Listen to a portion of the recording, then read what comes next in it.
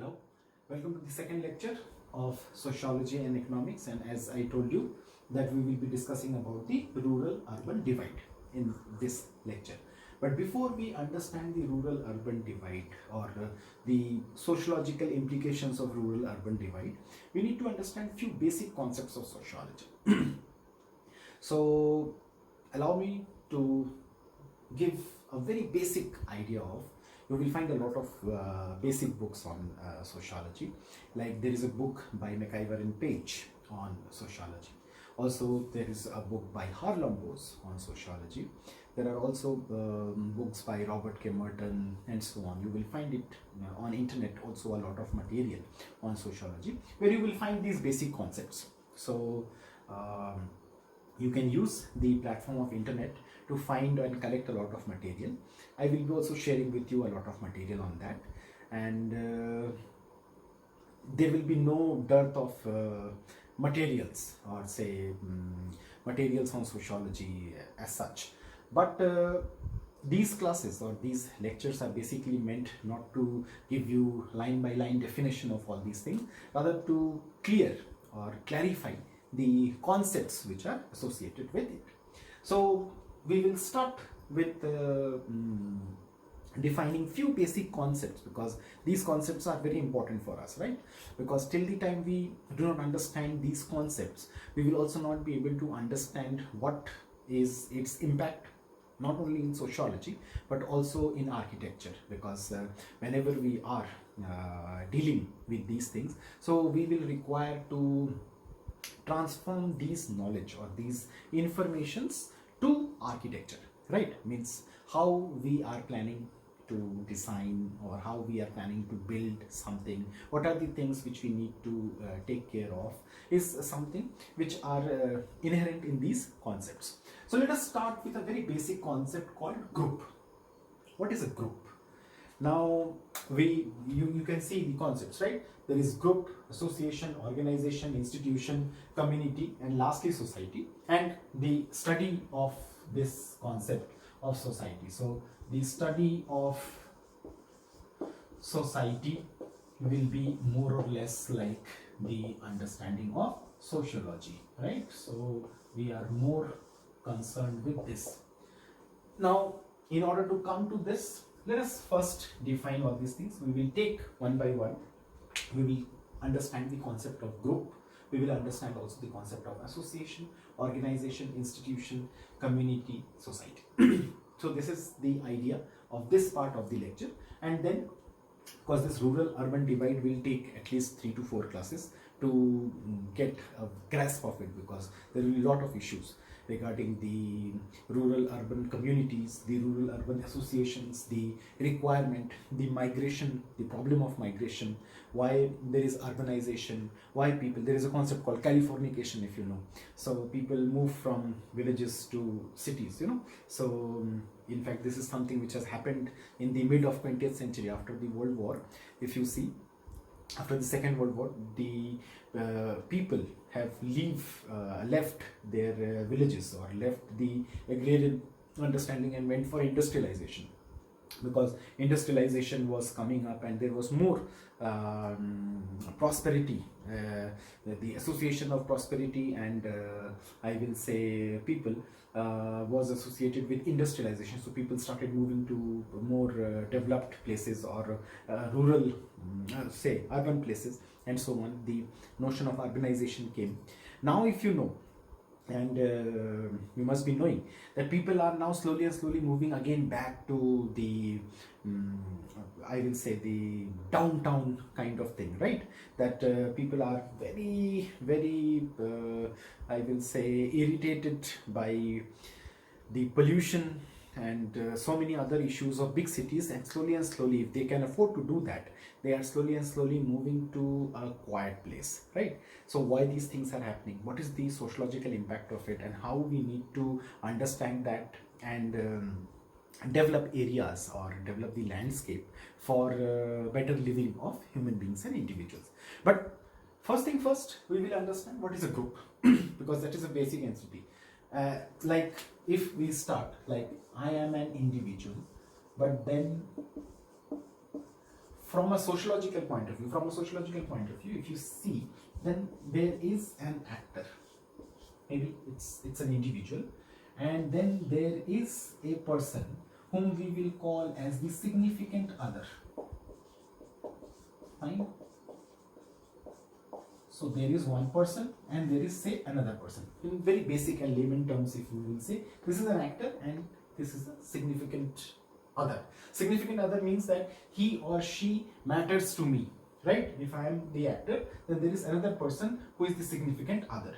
Now I act. This is my action. This person reacts. And both of them is called as an interaction. Fine. So for this interaction to take place, we need an actor, we need a significant other, and because of their mutual actions, one is action, the other one is reaction, there is an interaction. Now this is a basic entity of sociology. What is sociology? The study of society, how societies are formed and so on. We will come to that. Human beings form groups. Now what is the basic understanding of group? Group is a basic unit. You will find a lot of definitions in these sociology books, right? There are this Indian authors and their writing is very interesting. Like if you pick up an Indian author book, I have not referred to any one of them, but they are very interesting people. They read 5 to 7 books or 15 books and they take definitions of everybody. Like if you will read a basic book, I will not name it, I can name it at a later stage. But if you read a basic book, what will happen? You will find, what is this? Then you will find that Anthony Giddens has said this, MacIver Page has said this, Robert K. Merton has said this, or Durkheim has said that, and blah blah blah. So you have enough of understanding of this concept. Okay, now next let's go to the other concept. So this way they write the book, and since you people are from architecture, I can share it with you people, or I can also share it with engineering students, that people from these arts background, I do not consider myself from arts background because I was a science person and then I moved to humanities, so I have the experience of both the worlds. So I belong to nowhere, in fact, whatever. So given that idea, they prefer these Indian authors. Why? Because they fill a lot of in say conventional university examination. What will happen? They will write a lot, and people will give them marks because they have written a lot, right? But that's not the idea usually in technical universities like ours, where you make where you really need to write properly, and especially in our courses you have to, and you also have to come out with something creative. So given that thing, I'm also not a person who will say that you have to remember so many informations. Okay, remembering an information is a basic requirement, but it should not be like that I remember and do not understand. You need to understand first. So group, if you see, group is a very basic entity of human beings. There can be primary groups like there can be a group of siblings, right? Like I and my sibling form a group of the sons, or the son and the daughter of my family. Similarly, I can have a friend of mine with whom I go to school, so he is also a group member of mine. Or I have a small group of students who play guitar together, so they are also a group. So it's a very basic entity and a very basic definition. When two or more entities come together, we can also have something called reference group. I do not belong to a group, but I feel like that I belong to a group. Like it's a reference group. Like, okay, I belong to the culture of hippies. Like, even if I do not stay with hippies, even if I do not have taken their dressing or clothing sense, but I do believe that, okay, I belong to their philosophy, or I belong to their ideas, right? People become members of reference groups like that. Like, I belong to the jazz culture, I belong to the pop culture, something like that. So those things. But given all these things, you need to understand that group is a very basic entity. These all are groups. This all will be groups, right? So it is the most or say the basic entity of two or more individuals coming together. That's all. There may not be anything apart from that. Just it's a group, like a group of students, who were eating Maggie together in gate number 2. It's also a group, right? Let us come to association. Now, this is, if I call it like, this is B1 category. This is basic. So this will be B2 category. There will be something more than a group. It is definitely a group of individuals, for sure, an association. But then they have something more. What is that more? They have a purpose. So there is a purpose which needs to be attained. We need to serve a purpose together. And because of this, we form an association. Like I am the member of an association, and that association is having a target or is having a purpose. Like, what can be an association? I will come to this example a little bit later once I will explain institution as well. But say, Holy Organizing Committee. There is a word called committee as well. This is also closely associated with an association. Committees. Why a committee is formed? Because they are given a special task. An association, it is also having a task, a purpose, right? This may be at a lower stage.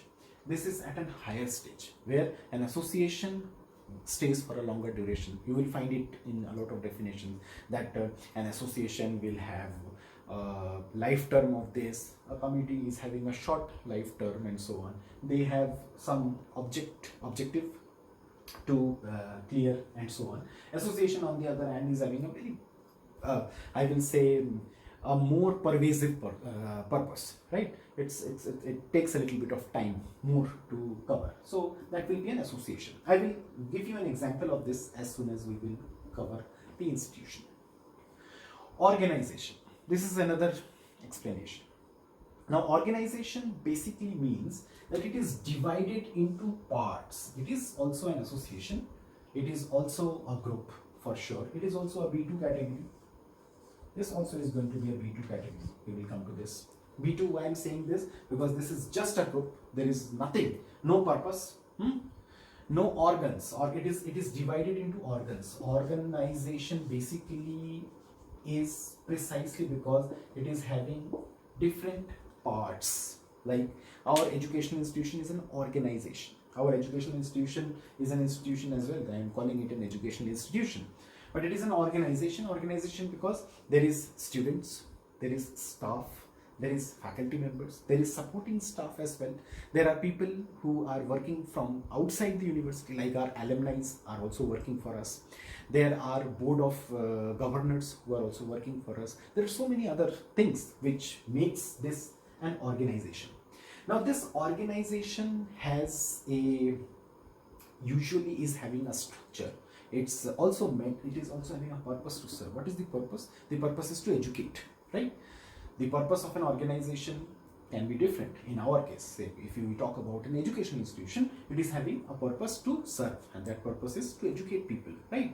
Also for research, right? That we need to do some research. We need to also come out with some kind of consultancy projects, and so on. So those things are the purpose of an organization. But the basic part, how an association is different from an organization, it will have a structure. This may not have a structure. When we talk about an association, it is just having a purpose. Here it will have a purpose for sure, but it will also be divided into different parts. Therefore we call it an organization, because it is divided into some specific organs or some parts. Institution. Now, as I am saying, that educational institution. What is an institution? An institution is a group, is also a kind of association, is also sometimes an organization, but that does not make it an institution. What is then which makes it an institution? It is having some laws, some rules. Fine. It is based on some laws, some rules, and if you break the rule or law, then you are liable for some kind of punishment, right? From a sociological point of view, if you read basic sociological textbooks, right, introductory textbooks, what they will say? They will say that family is an association, whereas marriage is an institution. Why? Marriage is an institution because it is governed by rules, laws, regulations. If you break the rules, laws, or regulations of a marriage, then you are liable for punishment, right? If you break the rules of educational institution, you can be thrown out. You can be punished. There can be some laws and rules which may not be the law and rule of the land, but the law and the rule of that educational institution. It may not be the rule or law of a country, but if you are married, then you have certain rules to follow, and if you break them, you are liable for punishment. So an institution is also an association, right? But then it is governed by laws, rules. Therefore we call it institution. Institution are always governed by rules and laws and all. So educational institution is definitely a university, a college, a school is an educational institution, and it is definitely an institution. Similarly, from a sociological point of view, if you see, marriage is an institution, whereas family is an association. Now, why family is an association? It has a purpose. What is the purpose? I don't know how many of you are aware of. There are different kinds of marriages. And marriages, as I told you, is an institution. It's not an association.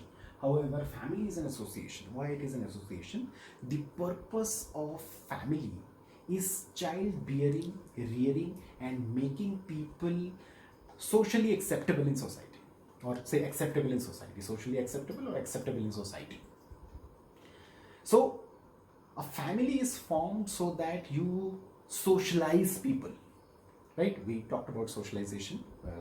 Socialization is basically, to say in layman terms again, if you understand sociology, socialization, it means to educate as well as to make a person apt for social behavior. What is social behavior? This, that, blah, blah, blah. We'll come to all these things slowly and slowly. But from, say, from a layman's perspective or from a very basic perspective, you should understand. So association is having a purpose. Institution is having laws, rules and regulations. Organizations, on the other hand, is having a structure, is based on some organs, right? They are divided into some organs. Group is a basic entity. Group is a basic entity of two or more individuals, right? I do not know whether somebody can call himself or herself a group, because nowadays there is so much of radical growth which has taken place that even the basic definitions of things have been questioned, like whether a single person can form a group. Maybe with some understanding, I am not aware of, but at least what I am aware of, or what is in general, speaking in very generic terms, we will say that it is a unit which has more than one individual. Fine. And it may be staying together, it may not be staying together, and so on. It may have a purpose, it may not have a purpose. It's just a group, like that. Now let us come to the topic. I will remove these things. We have a very basic understanding of all these. Now let us come to the next three concepts. Community, then we will come to society, and then we will come to the study of society, that is sociology. So what is a community? Now, since we all are Indians and we are born and brought up in an Indian environment, usually community or communal word is having we misunderstand this concept. Usually community word is used from a political understanding, and that political understanding is based on religion, right? In our country, whenever we say communal, if we use this word communal, communal violence or communal this, communal that, communal gathering, whatever. So we talk it or say speak or say refer to some religion, like okay, this religion, so it's like communal, right? But community is more coming from this word commune. You must be knowing about it, right? Commune. What is a community? But still, it's not clear. Commune, community. Is it based on religion? No, it's not based on religion. Religious community is okay, but that is not the basic way through which we should understand community. What is a commune or community? The most apt way of understanding is that community is something where we share a we feeling.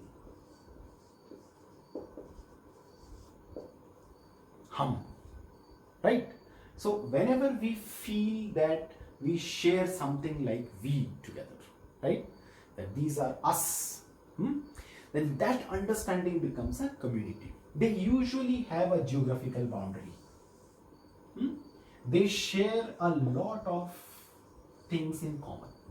They have commonalities of language, sometimes therefore they are called as linguistic communities.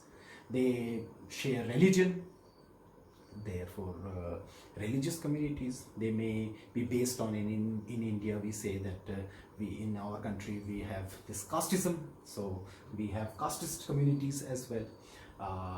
We also are divided into different states, so there are state communities. If you go from one state to another state, you will find that there is a community of people who stay together and they belong to, like I belong to Madhya Pradesh, but I have found a lot of communities, Gujarati communities, Bengali communities, Maharashtrian communities and so on, because people from Bengal, people from Gujarat, people from Maharashtra stay together. They have made their own communities and they come out with some kind of cultural functions or some kind of things and so on. They are based on the state understanding, so sometimes like that. But in any ways, they share something like this. They feel like that these are our people. They belong to our commune. They share like we are of the same types and so on. So this is a community. This is where we say. And I guess so the strongest of all these types, whether it is an organization, association or institution or just a group, the strongest of all of them is community, because community is something where we feel like this is our own. Rural and urban communities are also there. Like there is a rural kind of living, there is an urban kind of living, and the rural facilities, the urban facilities and so on, they are also divided into communities. So that is also there. Now, if we have understood these concepts, so I will remove community as well from here. And let me come to society now. Again, this is also a misunderstood word, because we use words for things in our country in a very inapt fashion, right? Like we do not have a very clear understanding of a word, but we will be using it in a misunderstood way, right? Like community is always understood from religious point of view. Similarly, society. Now, if I ask somebody, I asked many students before that, what do you understand by society? Society, housing society, the society in which I live in, Takshila housing society in which I am staying. Okay. Oh God. Means I really do not have words for these people who think that housing society, but then they are right in some sense. What is it which makes something a society? A very basic understanding of society is that it is web of social relationships. So if you are staying in a housing society, you definitely share this, right? That it is a web of social relationships. You have your neighbors, you have this person, you have that person, you share your car parking space with somebody, you live in a housing society, your wall is with somebody else, like common wall. You have a next door neighbor, you have a person, suppose you have a gym in your housing society, so you go to gym and you are friendly with some people in the gym, you are friendly with the community center in your housing society, you know a few people. You may not be knowing if you are in a very big housing society, if you are staying in a housing society where there are 500 flats for that matter, or 300 flats for that matter, so you may not be knowing each and every family, but then you make small communities, right? And you say that it's also my society as well, because you are sharing social relationships with those people. So society is basically the web of social relationships, the sum total of human relationships, in fact, right? Because I am sharing so many things, that becomes my society. Society is not like high society, low society. I do not know how many ways in which we define society. There may be a part of it which is okay to use that word, but usually we misunderstand that high society, low society, this society, that society, blah blah blah, and so on. But specifically, it is the web of social relationship, and it is where your livelihood comes from, to where you share your well-being, to whatever, your family, your friends, your work group, your reference group, your associations, to the organization in which you work with, to the school in which you study, to anything and everything which becomes the part of your life, is nothing but the society. I hope you also belong to a society called Tea Drinker Society, like in which I belong to, right? But whatever, it's not the way in which society is understood, but rather society precisely means each and everything in which we are engrossed in, where we live, where we share, and so on. So it is not only the web of social relationships, it is the sum total of every human relationship, right? And we do, relationship does not mean that I have a friend of mine with whom I have a relation and because of that it becomes a relationship. Relationship is from top to bottom everything. I have a relationship with a person where I am working because I am a colleague of him or her. I am a family member, so I have relationships like from top to bottom, from siblings to this to that, everything, parents, blah blah blah, all these relationships. Then I am working with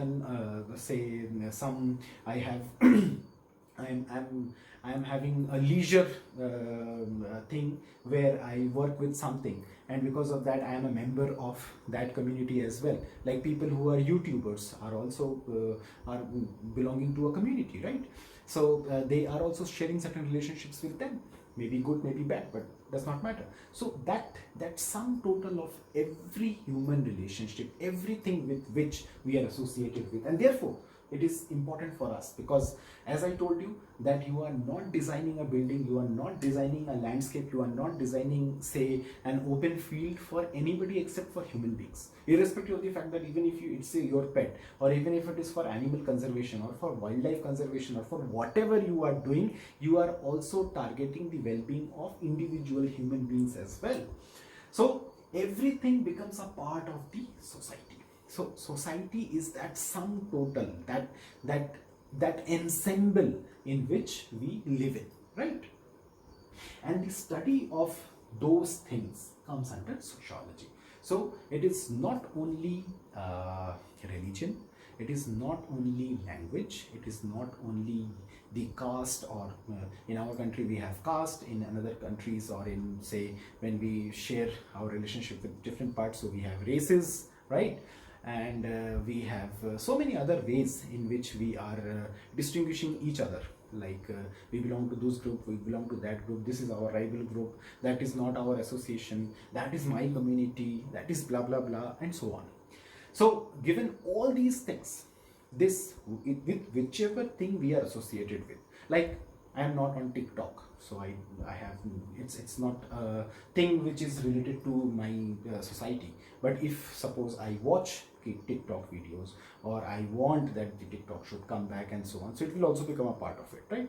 Like a few days back, I deleted a lot of accounts, or say deactivated a lot of accounts. So my friends were apprehensive about it, that okay, you are not in Facebook, you are not on Insta, you are not on WhatsApp, so definitely you must be on TikTok, right? So that kind of understanding people do have. So they are friends, so they definitely should think like that as well. If they are not thinking like that, they are not your friends. Anyways, so society is basically the sum total of everything in which we are associated with, or with which we are sharing a kind of relationship, and the study of that is sociology.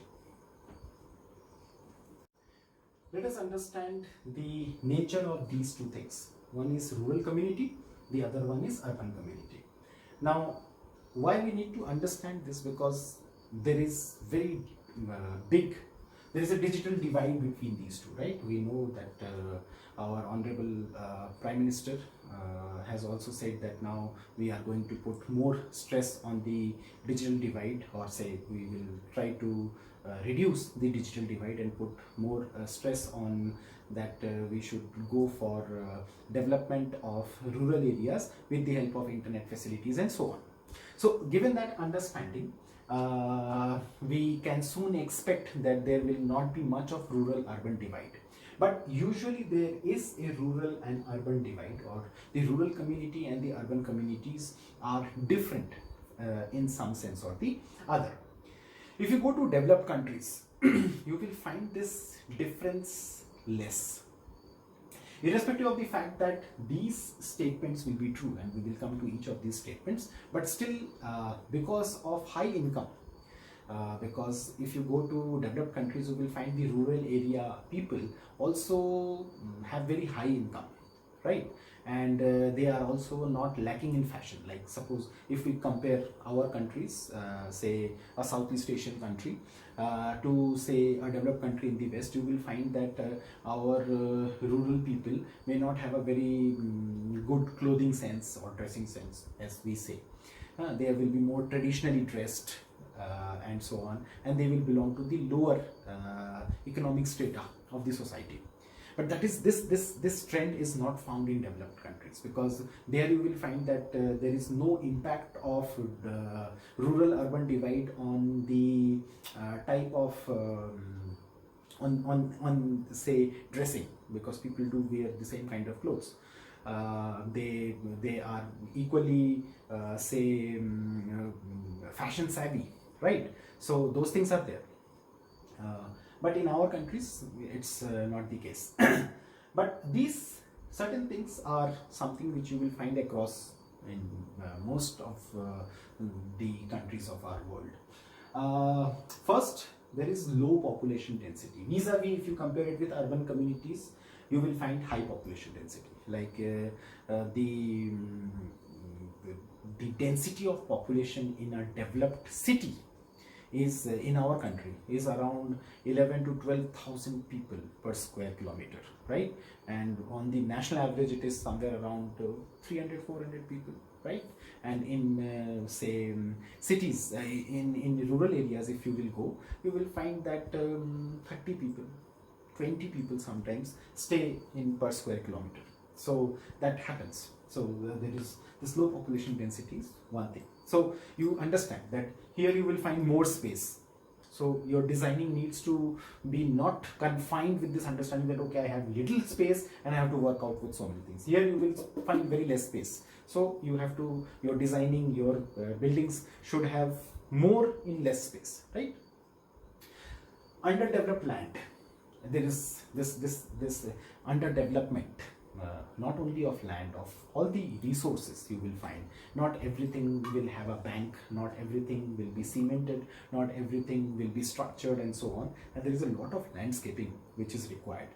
Like if you go to the village areas of say the dacoit hit areas, you know, the dacoit hit areas are having ravines, and ravines are nothing but these natural structures from where the horse can go but the jeep cannot go, right?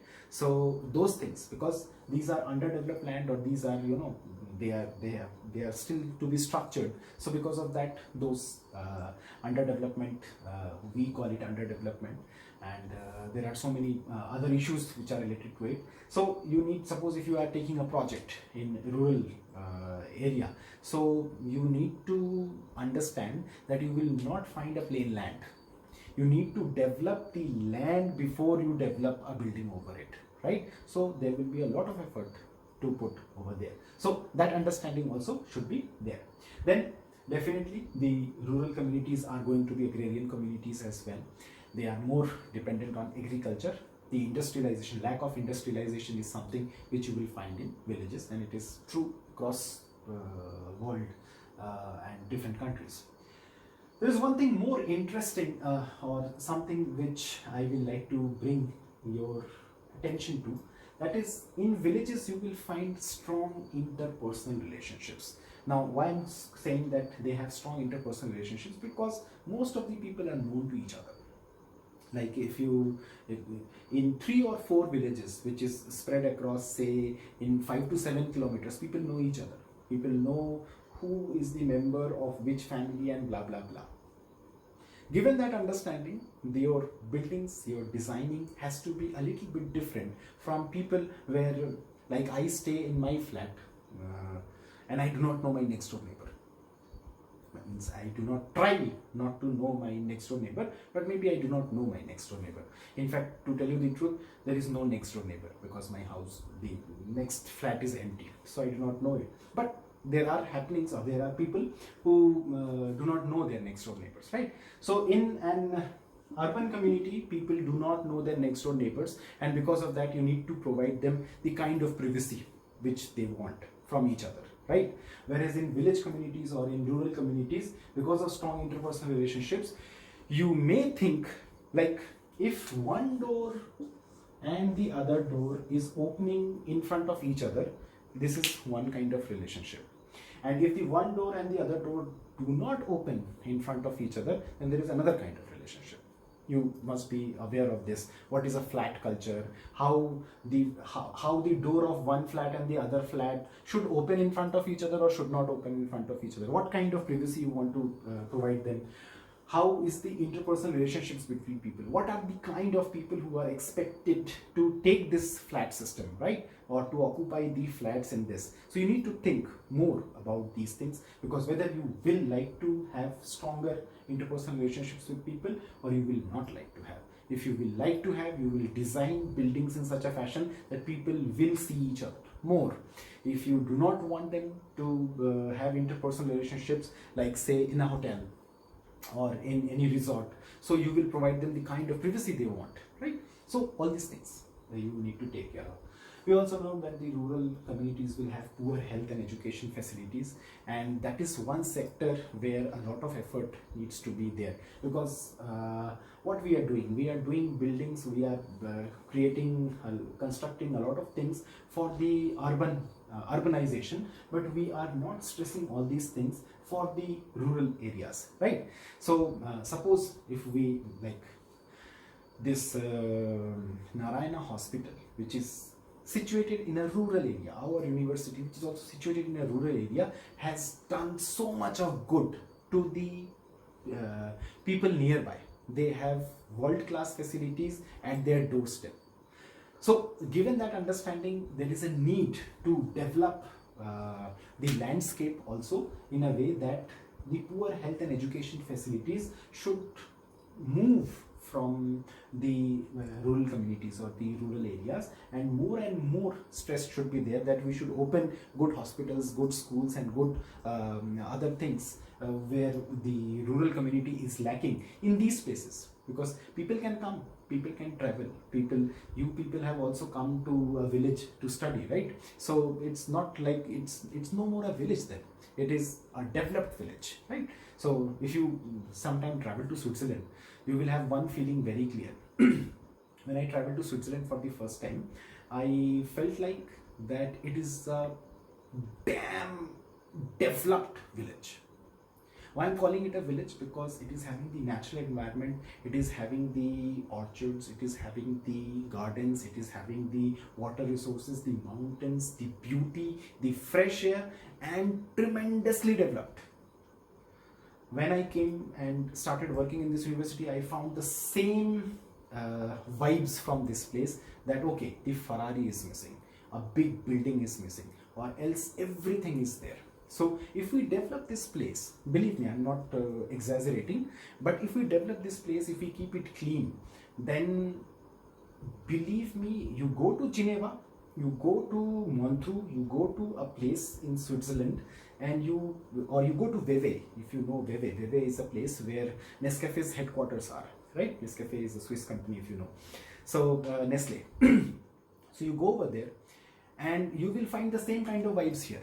If this place is having good roads, as we have already started with this thing, if we have good restaurants, if we have good marketplace, if we have we have one education institution here, if we have good schools also, if we have one hospital, if we have more hospitals like this, if we have other facilities, right? This is nothing but as beautiful as Switzerland, or in fact it can be even more beautiful than Switzerland. So that is also something which we should work. Even as an architect, you also need to take this responsibility. And last but not the least, I will also talk about it, that because of urbanization, a lot of migration takes place, right? In village communities, you will find aged or old people more, because they stay back at their places. The women folk stay back, and the workforce, the men, the younger generation, they move for education, they move for work to these places. And you know what the COVID situation and its havoc has played, that all have to come back and they do not find work, and they are again moving from villages to places where they can find work and so on. So that development, because it's not only about that you take a sheet of paper and you draw the drawing for, okay, I will draw this and here the hospital will come. You should also have a say where the hospital should come, where the education facilities should come, where a recreation center should come, right? So all these things need to be taken care of. But anyways, this was just an introductory lecture to tell you that what is a rural community, and just the opposite of it will be an urban community. They will have higher density, they will have developed land, they do not have agrarian society, they have industrial society, they do not have strong interpersonal relationships, they do not know each other, right? Like a faculty of engineering and a faculty of architecture do not meet. They do not have coffee together, because the Nescafe is here and your some tasty kind of shop is there, right? So we do not meet, we do not talk, we do not have interpersonal relationships. Similarly, we do not have, the agrarian societies have this poor health and education system, but that is something which we need to change. And the same goes for migration. We should have enough of employment opportunities in rural areas as well, so that people can stay at their own place and work, rather than move and overcrowd a city. So thank you very much for today's lecture. We will start the next lecture in the next class.